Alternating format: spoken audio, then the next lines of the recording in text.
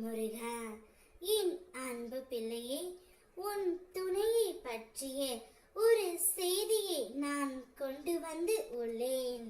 கொஞ்சம் காது கொடுத்து கேள் என் அன்பு பிள்ளையே, இது நடந்தே தேரும்.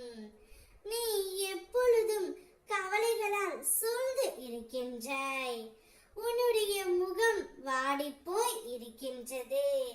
என் குழந்தை சந்தோஷம் இல்லாமல் கஷ்டத்தில் இருப்பதை என்னால் பார்க்க முடியவில்லை.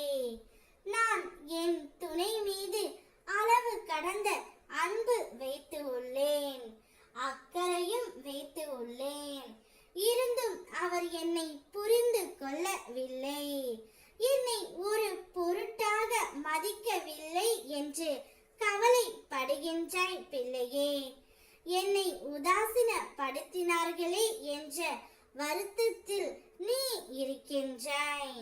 உன்னுடைய துணையின் மனதில் என்ன நினைக்கின்றார் என்பதை நான் இப்பொழுது உன்னிடம் கூறப் போகின்றேன்.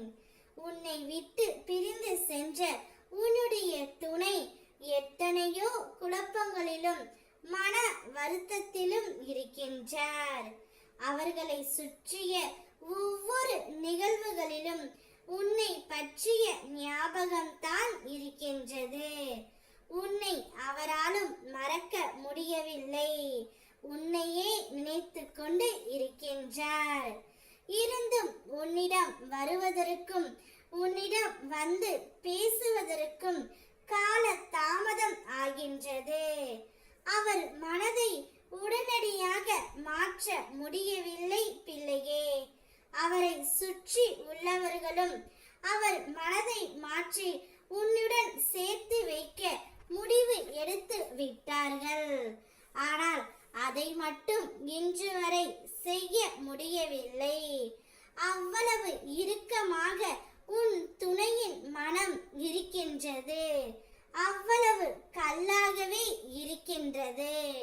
உன்னை பற்றிய நினைவுகள், நல்ல நினைவுகள் அவர் மனதில் இருந்தாலும் ஏதோ ஒரு கசப்பான சம்பவத்தை மனதில் வைத்து கொண்டு உன்னை விட்டு வெகு தூரத்தில் இருக்கின்றார்.